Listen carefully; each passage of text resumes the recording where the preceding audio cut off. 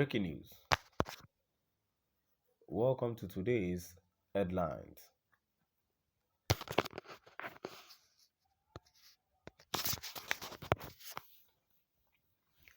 Ipob's attacks on herders portend grave danger to Nigeria's unity. 2023 election says Miyetti Allah. Ipob's attacks on herders portend grave danger to Nigeria's unity. 2023 elections says Miyetti Allah. To my dear listeners, from wherever you're listening from, please stay tuned as I read today's news.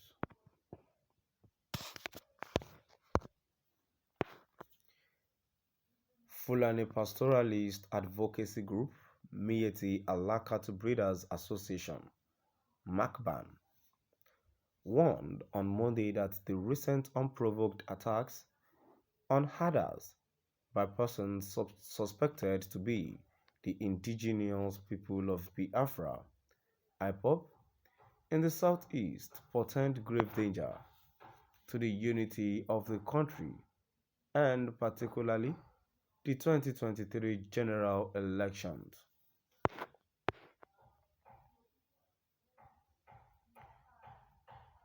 Addressing reporters in Abuja, the leader of the association, Salih Haliazan, who lamented the increasing spate of attacks on members, including setting ablaze a truckload of cows, cautioned that the trend is capable of escalating the insecurity situation ahead of the general elections. He also accused some state governments of collecting funds for ranching and refusing to deploy it into use, announcing that the others are ready to adopt the ranching option.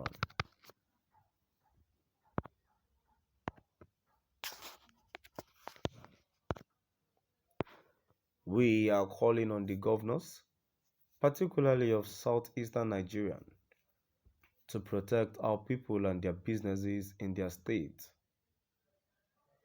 Because as we gradually move towards the 2023 election, we are seeing heightened aggression against our peace-loving others in the southern parts of the country.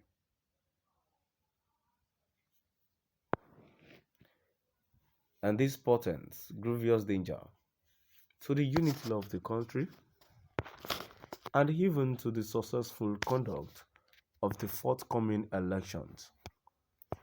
If these threats are not nipped in the bud, we also viewed the continuous deterioration of security in our rural areas, where you have bandits who have taken over most of the ungoverned spaces and only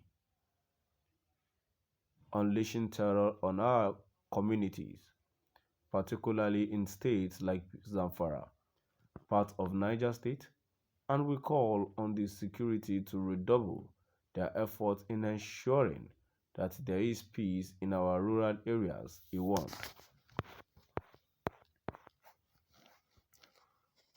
Asked the number of casualties in terms of herders and cattle attacked by Ipob, he said, the latest attacks that prompted these emergency press conferences just happened yesterday. And we have alerted our members, our leadership in the southeast, to take stock of the number of cattle killed and possible lives lost. The truck that was set ablaze is all over social media, and we see a full load of cattle, a truck taking about 30 cows.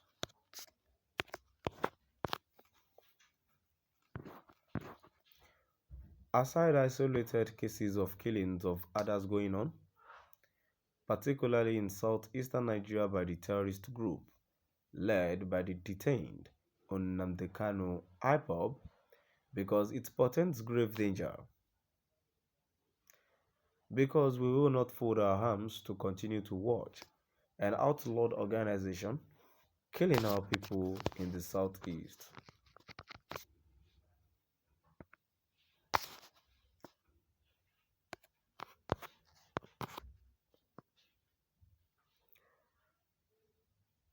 That is why we are calling on the security agencies to urgently take action to arrest the situation, because we don't want people to take laws into their hands, he said.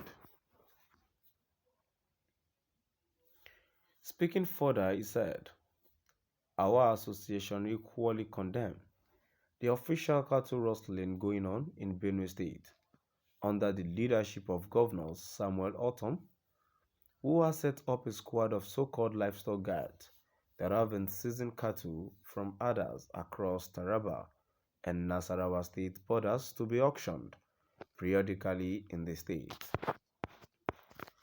Just last week, 320 heads of cows were auctioned by agents of the governor in the state, rendering the owners of those cattle jobless without anything to feed on. We are calling on the federal government to intervene to make sure those cattle are paid for and to call Governor Ortom to order.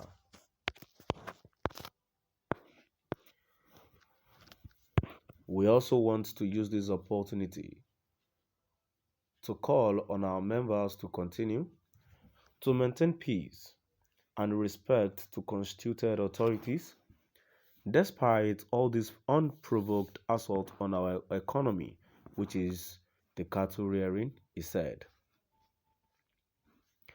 Confirming the sitting on the grazing fund, he said, we hope the government will make good its intention of policies that have been pronouncing to assist the pastoralists to settle down, because to date we have not seen any ranch that they have promised us.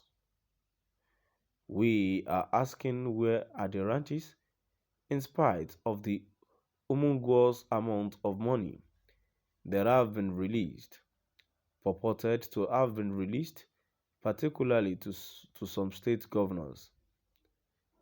So, we want you to help us to ask these governors, where are the ranches for the monies they have collected? I thank you once again. So, my dear listeners, now we've come to the end of our today's news. Please do drop by at the comment section and let's know what your view is all about. Thank you for listening.